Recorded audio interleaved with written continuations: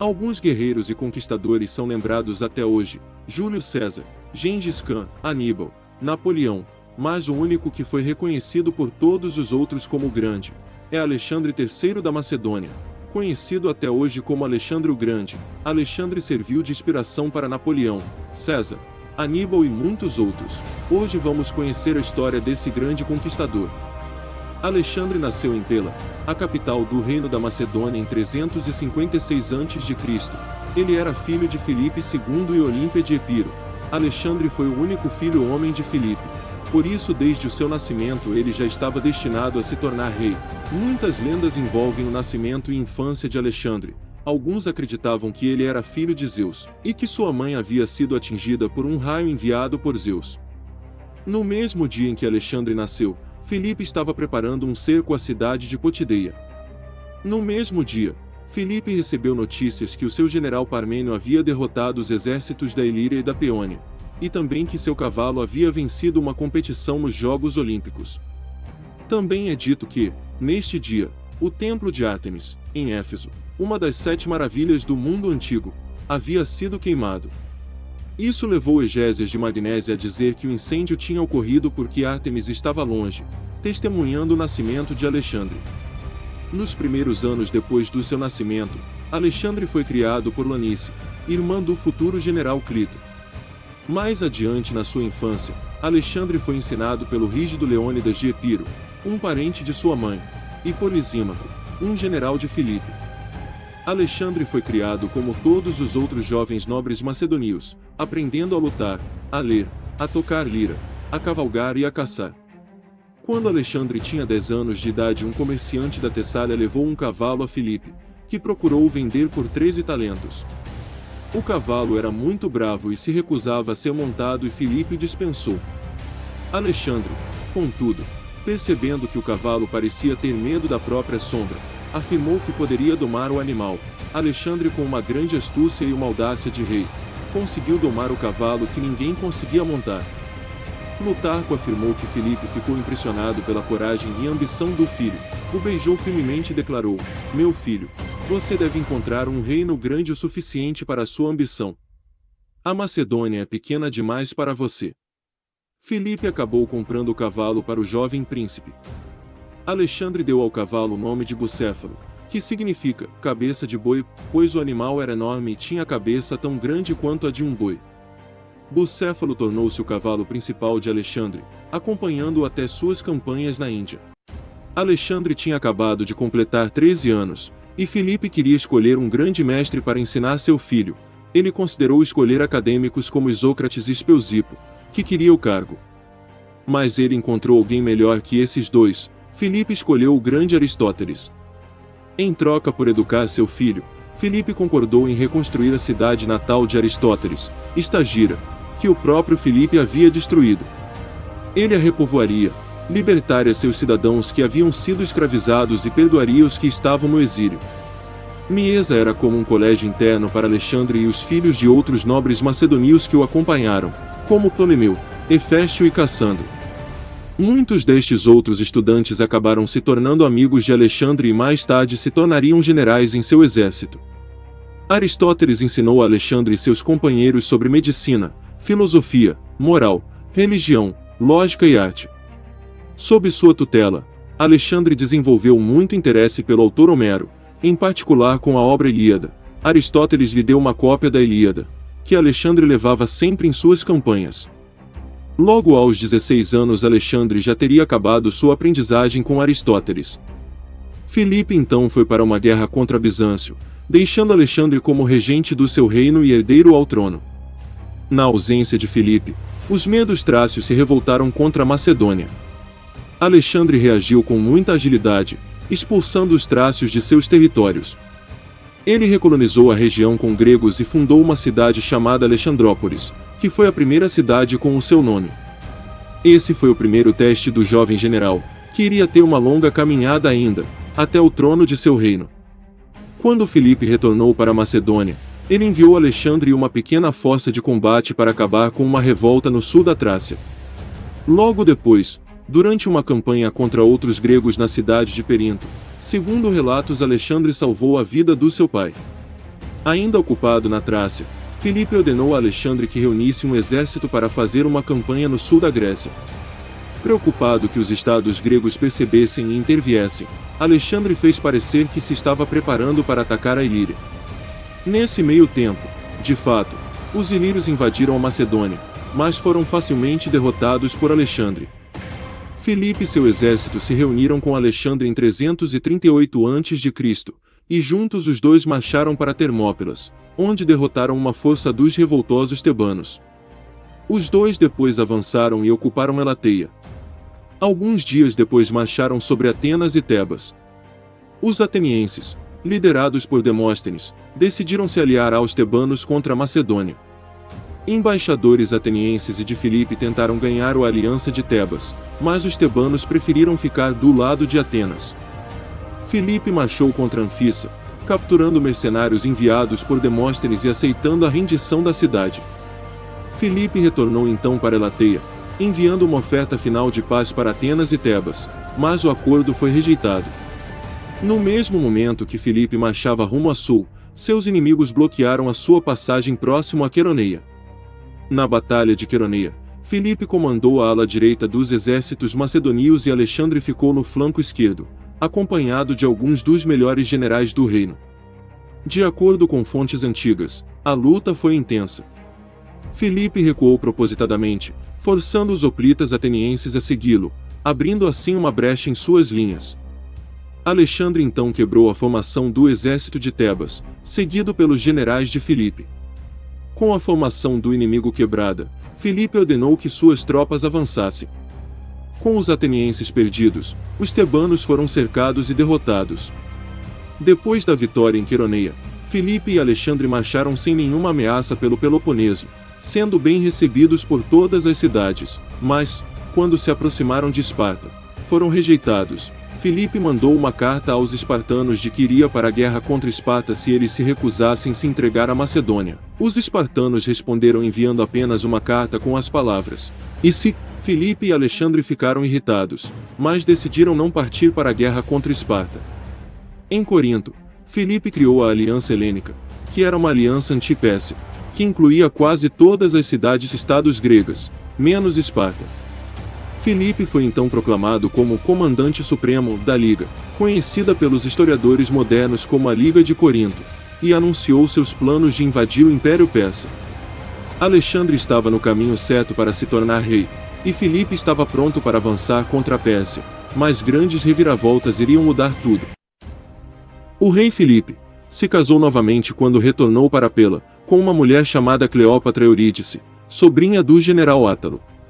O casamento fez da posição de Alexandre como herdeiro ao trono ser ameaçada, já que qualquer filho homem que Eurídice e Filipe tivessem seria um macedônio puro, enquanto Alexandre era apenas meio macedônio. Sua mãe, Olímpia, era de Epiro. Durante o banquete de casamento, o tio da noiva, o general Átalo, ficou bêbado e começou a gritar pedindo aos deuses que aquela união produzisse um herdeiro legítimo. Plutarco descreveu o que aconteceu. No casamento de Cleópatra, a mulher que Filipe havia se apaixonado e casado, com ela sendo jovem demais para ele, seu tio Átalo, bêbado, desejou que os macedônios rezassem aos deuses para lhes dar um sucessor legítimo para o seu reino através de Eurídice. Esse ato irritou muito Alexandre, que jogou sua caneca na cabeça de Átalo e gritou: "Seu vilão, o que eu sou então? Um bastardo." Então Filipe, ficando do lado de Átalo, se ergueu e correu na direção de Alexandre, mas cheio demais de ira e muito bêbado, acabou tropeçando, e caiu no chão. Alexandre então o insultou: "Vejam! Este é o homem que faz as preparações de passar da Europa para a Ásia, não passa de um assento para o outro." Alexandre fugiu da Macedônia junto com a sua mãe, deixando-a com seu irmão, o rei Alexandre I de Epiro. Alexandre continuou fugindo até a Ilíria, onde foi aceito como convidado pelo rei local, apesar de tê-lo derrotado em batalha anos antes. Contudo, Filipe nunca teve a intenção de deserdar o seu político e militarmente treinado filho, que sempre foi preparado para se tornar rei. 6 meses depois, com a mediação de Demarato, Filipe e Alexandre fizeram as pazes e Alexandre retornou para casa. Após Alexandre voltar para a Macedônia, várias coisas ainda iriam acontecer até que ele se tornasse rei, Uma grande reviravolta iria fazer com que o jovem príncipe fosse levado ao trono mais cedo do que se pensava.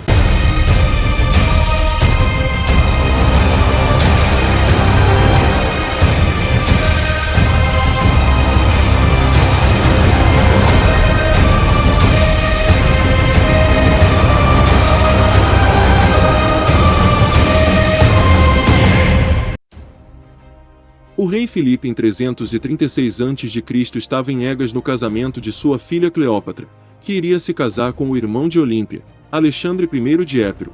Por um descuido, Filipe foi apunhalado por Pausânias, o capitão de sua própria guarda. Pausânias tentou fugir, mas foi morto antes de conseguir chegar ao cavalo de fuga.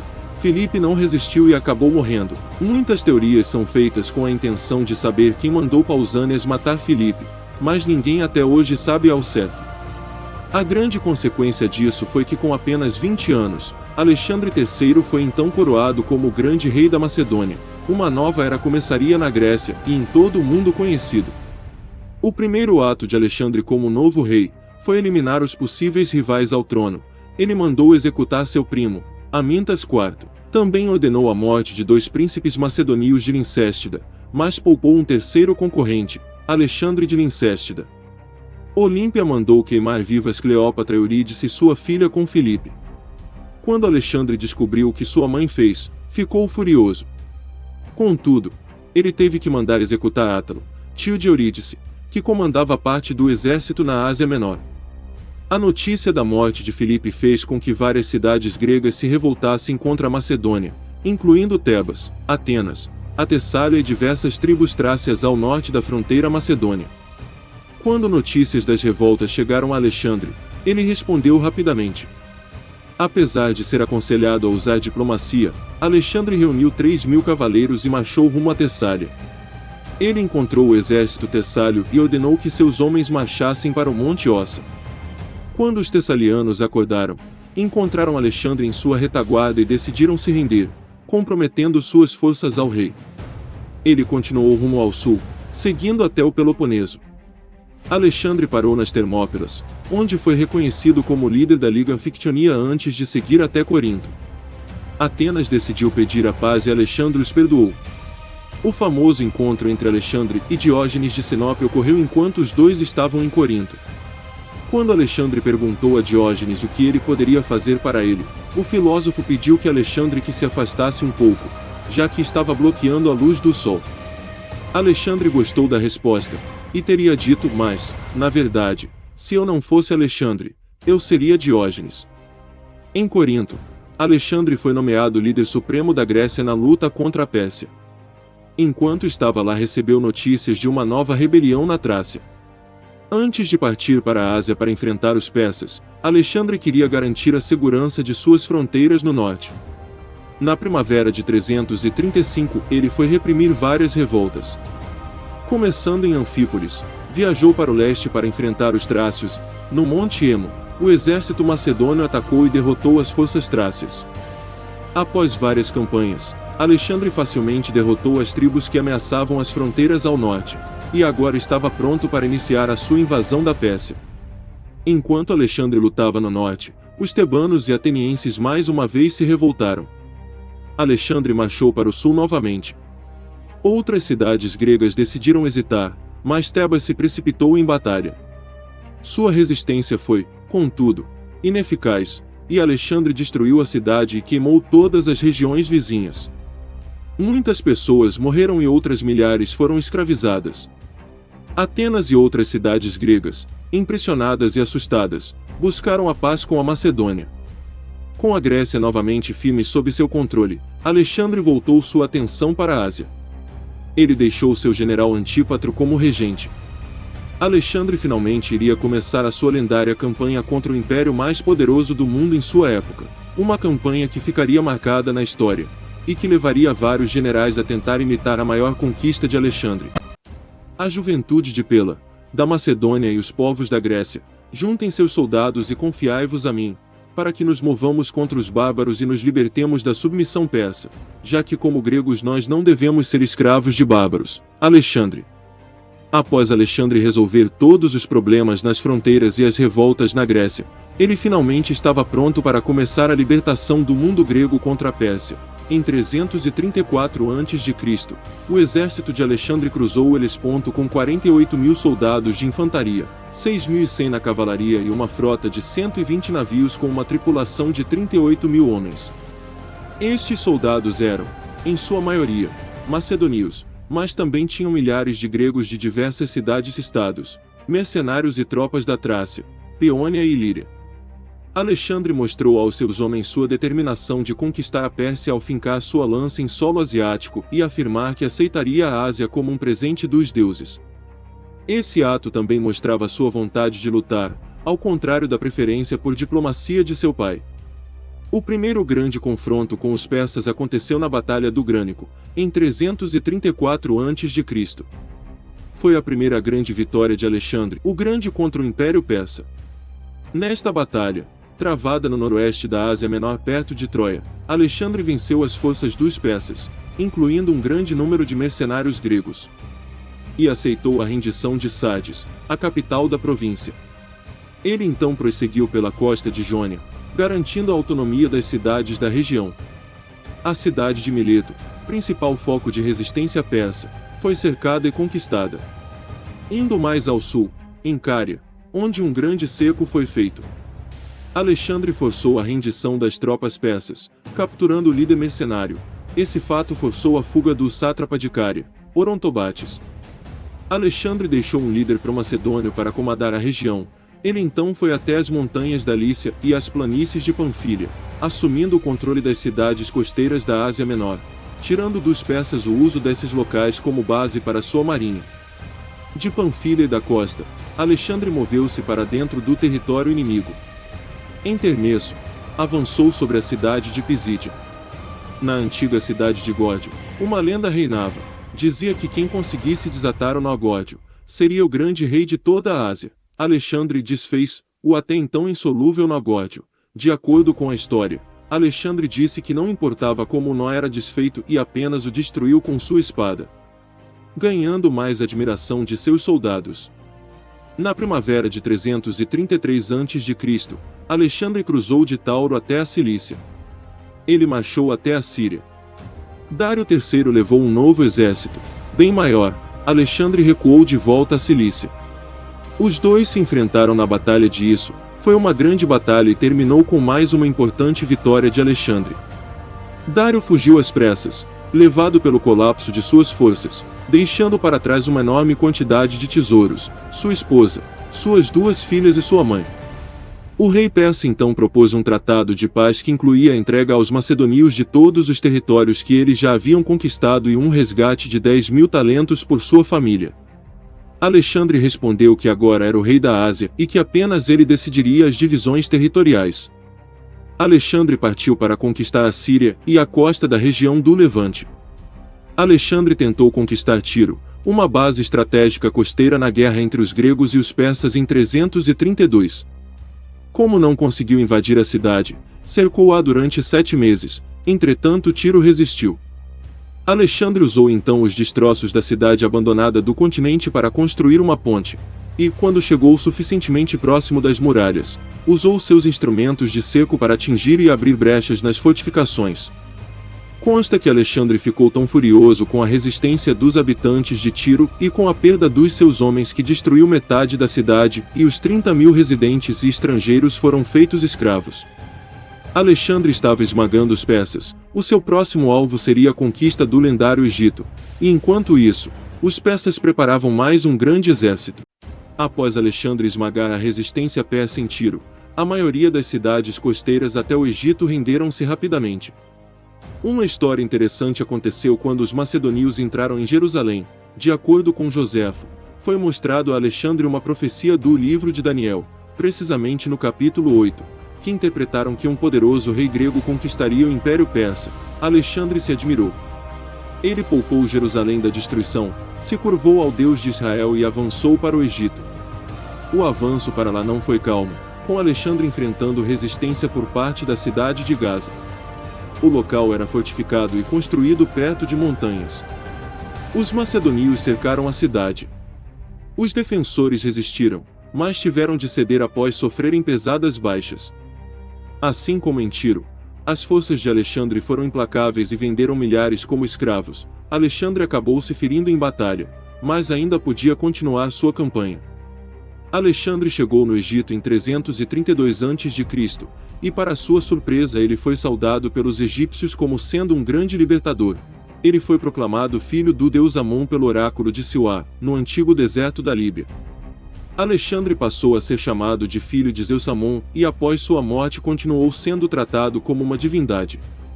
Durante sua estadia no Egito, ele fundou a cidade de Alexandria, que seria uma das cidades mais prósperas da antiguidade.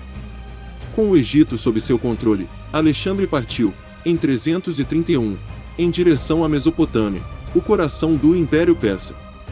Lá mais uma vez ele confrontou Dário na crucial Batalha de Gaugamela. Essa foi a batalha mais importante na campanha de conquista da Pérsia. Alexandre contava com 47.000 soldados, e os persas contavam com um exército de 250.000 a 1 milhão. Novamente, mesmo em menor número, depois de uma batalha feroz ele saiu vitorioso e destruiu o exército persa. Essa batalha quebrou o Império Persa no meio. Dário, assim como fez após outras derrotas sofridas diante de Alexandre, fugiu em desespero. A cidade da Babilônia abriu seus portões para os macedônios, para evitar ser destruída. Alexandre e seus homens adentraram nos seus muros e ocuparam os palácios de Dário. O rei persa havia fugido e Alexandre o perseguiu, indo até Arbela.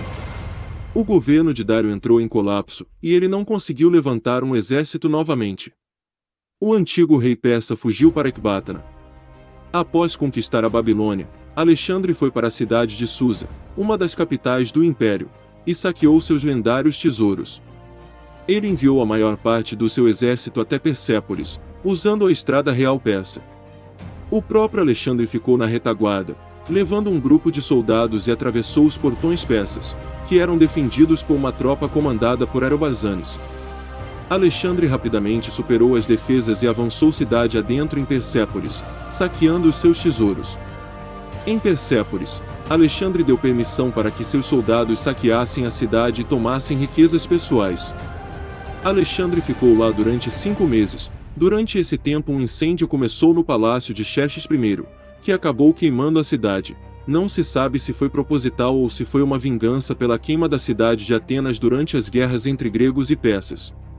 O Império Persa já não tinha mais como contra-atacar. Todo o império agora iria pertencer a Alexandre, que agora iria voltar à sua campanha para tentar capturar Dário. Segundo ele, enquanto Dário estivesse livre, Alexandre não poderia ser o rei da Ásia. Após conquistar todas as capitais persas, Alexandre voltou para sua perseguição implacável contra Dário, mas o rei persa já não tinha mais controle do seu próprio destino. Ele foi feito prisioneiro pelo general Besso, que era um dos seus comandantes mais confiáveis. Quando Alexandre se aproximou, Besso matou Dário e se proclamou seu sucessor, com o nome de Artaxerxes V. Depois ele recuou até a Ásia Central com o intuito de começar uma campanha de guerrilha contra Alexandre. Alexandre ficou furioso pela morte do rei persa. Ele enterrou o corpo de Dário e lhe deu um funeral digno. Alexandre dizia que um rei deveria ser tratado com honrarias e riquezas. Ele não pretendia matar Dário. Alexandre viu Besso como um usurpador e partiu em sua perseguição. Sua campanha, inicialmente apenas contra Besso, se tornou uma grande aventura pela Ásia Central. Alexandre sufocou toda a resistência que via pela frente. No caminho, fundou cidades, todas com o nome de Alexandria. Spitamenes, um senhor que governava uma região da Sobediana, traiu Besso em 329 e o entregou a Ptolomeu. Besso foi executado, enquanto Alexandre estava em Jaxartes repelindo uma invasão de um exército nômade. Spitamenes levantou em revolta. Alexandre comandou uma tropa e derrotou os citas na batalha de Jaxartes e depois se moveu contra Spitamenes, derrotando-o na batalha de Gabai. Então, os próprios comandados de Spitamenes o assassinaram e buscaram a paz com Alexandre logo em seguida. Vários complos e revoltas começaram contra Alexandre. Os macedônios não gostaram da forma que Alexandre estava adotando a cultura de outros povos. Após executar alguns líderes, Alexandre acabou com a revolta de seu exército, matando até mesmo alguns de seus amigos de infância e generais importantes, inclusive Clito, que tinha salvado a vida de Alexandre em Granico. A Grécia ficou em paz durante o reinado de Alexandre e prosperou com os tesouros da campanha na Ásia. Alexandre enviava tesouros de volta para casa, estimulando a economia e o comércio pelo seu novo império, que agora ia desde as ilhas gregas até a região do Afeganistão na Ásia Central. Entretanto, os constantes pedidos por tropas de Alexandre e a migração de macedônios para outras regiões conquistadas para o império acabaram por enfraquecer a própria Macedônia, que, décadas após a morte de Alexandre, não teve como resistir à invasão romana. Durante essas campanhas, Alexandre teria se casado 3 vezes. A principal de suas esposas foi a bela Roxana, a mulher que ele se apaixonou e teve um filho. Alexandre focou seu olhar na Índia. Ele convidou vários chefes tribais no norte do Paquistão, para vir até ele se submeter à sua autoridade. Onfis, o governador de Taxila, cujo reino ia do rio Indo até ao rio Jhelum, concordou, mas alguns chefes das tribos das montanhas, na região norte da Índia, se recusaram. A incursão contra o rei indiano Poro tinha como objetivo submeter parte da região de Uttar Pradesh. A Batalha de Hidaspes foi uma das mais difíceis vitórias de Alexandre, que apesar da dificuldade contra os elefantes do rei Poro, os macedônios conseguiram os derrotar. Após a vitória em Hidaspes, Alexandre ordenou então que Onfis perseguisse Poro e quando ele foi pego o rei macedônio lhe ofereceu termos favoráveis. No inverno de 327 Alexandre liderou várias campanhas contra diferentes tribos e clãs indianos. Sangrentos confrontos foram travados contra os aspásios. Mesmo com o próprio Alexandre sendo ferido em batalha, os aspásios foram derrotados. Alexandre partiu para enfrentar os assassinos. O forte em Massaga foi tomado após um curto, mas violento combate, onde Alexandre foi novamente ferido. De acordo com o historiador Cúrcio, não só Alexandre massacrou toda a população de Massaga, mas ele também destruiu todos os prédios. Outro massacre aconteceu em Ora. A Ornos foi o último foco de resistência na região. Alexandre dominou todos os inimigos por lá também. Alexandre ainda teve tempo de fundar 2 cidades de lados opostos do rio Jhelum, nomeando uma delas de Bucéfala, em honra ao seu cavalo que morreu de velhice. Os homens de Alexandre já estavam cansados de tantas batalhas e de tantos anos longe de casa. Várias unidades do exército de Alexandre se amotinaram nas proximidades do rio Beas, recusando-se a marchar mais para o leste. Este rio marcou a extensão máxima do Império de Alexandre. O poderoso Império Nanda já tinha reunido um gigante exército cheio de elefantes para defender seu reino. Apesar disso, Alexandre tentou persuadir os seus soldados a marchar com ele para o leste, mas seu general Seno lhe implorou para que ele reconsiderasse e retornasse. Os homens, segundo ele, estavam querendo voltar para suas casas, ver seus pais, suas esposas, seus filhos e sua terra natal. Eles já tinham conquistado tanta glória e riqueza como nenhum outro até aquele momento. Aquela campanha não fazia mais sentido para eles. A única intenção dos gregos era de acabar com os persas. Alexandre posteriormente concordou e marchou em direção ao sul, seguindo a margem do rio Indo. Ao longo do caminho ele enfrentou e derrotou uma força inimiga em Mali e ainda enfrentou outras tribos indianas. Alexandre chegou em Susa em 324. Depois ele fez a última viagem de sua vida, e foi para a Babilônia. Após ir para a Babilônia, Alexandre começou a planejar novas campanhas militares. Ele pretendia invadir a Arábia e talvez lançar uma incursão na Europa Ocidental, e conquistar todo o Mediterrâneo. Também pretendia voltar à Índia, mas sua morte impediu que todos os planejamentos fossem adiante. Em 10 de junho de 323 a.C., Alexandre morreu no antigo palácio do rei Nabucodonosor, na Babilônia, com apenas 32 anos. De acordo com Plutarco, cerca de 14 dias antes de falecer, Alexandre deu uma festa ao almirante Nearco e passou 2 noites bebendo. Ele então uma febre, que foi piorando até o ponto de não poder falar e acabou morrendo. Conspirações circulam sobre as histórias de sua morte. Diodoro, Plutarco, Arriano e Justino mencionam a possibilidade de Alexandre ter sido envenenado. Justino afirma que houve uma grande conspiração para envenená-lo. Um argumento que vai contra a possibilidade de envenenamento é que na época os venenos conhecidos eram todos muito mortais, matavam rapidamente, e Alexandre ficou vários dias de cama antes de morrer. A teoria mais aceita é que Alexandre morreu de malária, Provavelmente nunca saberemos qual foi a causa verdadeira. O fato é que o maior conquistador do mundo estava morto. À beira da morte, Alexandre convocou os seus generais. Relatou seus 3 últimos desejos. Primeiro, que seu caixão fosse transportado pelas mãos dos melhores médicos da época. Segundo, que fosse espalhado no caminho até seu túmulo seus tesouros conquistados. E terceiro, que suas 2 mãos fossem deixadas balançando no ar, fora do caixão, à vista de todos. Um dos seus generais, admirado com esses desejos insólitos, perguntou a Alexandre quais as razões.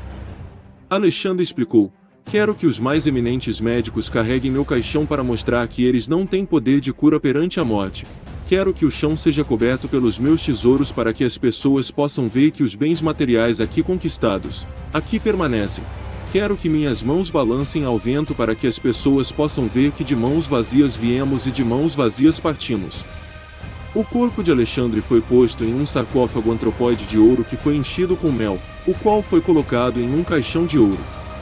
De acordo com Eliano, um vidente chamado Aristandro teve uma visão da terra onde os restos de Alexandre deveriam descansar, onde seria feliz e invencível para sempre. Pompeu, Júlio César e Augusto visitaram a tumba de Alexandre na cidade de Alexandria. Quando a notícia da morte de Alexandre chegou na Grécia, muitos não acreditaram. Alexandre não tinha um herdeiro escolhido, já que sua esposa Roxane ainda estava grávida e Alexandre morreu sem conhecer seu filho. Após a morte de Alexandre, seus generais entraram em guerra pelo poder, e assassinaram um filho de Alexandre. Também assassinaram o meio-irmão de Alexandre, e Olímpia. Alexandre nunca perdeu uma batalha, apesar de quase sempre estar em menor número. Esse feito e suas conquistas o renderam o título de O Grande. O legado de Alexandre vai além de suas habilidades como comandante militar. Suas campanhas aumentaram os contatos e o comércio entre o Ocidente e o Oriente. Ele pretendia fundir as culturas ocidentais e orientais. No período da sua morte, seu império se estendia da Península Balcânica até ao subcontinente indiano, e era o maior império de sua época. Muitas destas áreas permaneceram sob poder ou influência macedônia ou grega pelos próximos 200 a 300 anos. Durante o curso de suas conquistas, Alexandre fundou mais de 20 cidades com seu nome. Alexandre e suas façanhas eram admirados por muitos romanos, especialmente pelos generais, que queriam igualar seus feitos. César, Pompeu, Augusto, Trajano e Caracalla foram os principais admiradores de Alexandre no mundo romano. Alexandre será sempre lembrado como um grande conquistador, sem dúvidas foi o maior comandante grego de todos os tempos, e é um dos maiores generais de todos e, com apenas 32 anos, conseguiu feitos quase insuperáveis. Filho de Zeus para os gregos e filho de Amon pelos egípcios, Alexandre foi uma lenda no mundo antigo, que influenciou e muito o percurso da história mundial. Quantas teorias podem ser feitas se imaginarmos o que ele faria se não tivesse morrido? O fato é que Alexandre está no topo dos maiores líderes militares da história, ao lado de Júlio César e de Napoleão Bonaparte. Galera, muito obrigado a todos vocês que acompanharam toda a saga de Alexandre. Espero que tenham gostado. Tentei contar da maneira mais completa possível. Não me aprofundei muito nas batalhas porque pretendo fazer vídeos separados de cada batalha. Então é isso, galera. Um forte abraço e até o próximo vídeo se Deus quiser.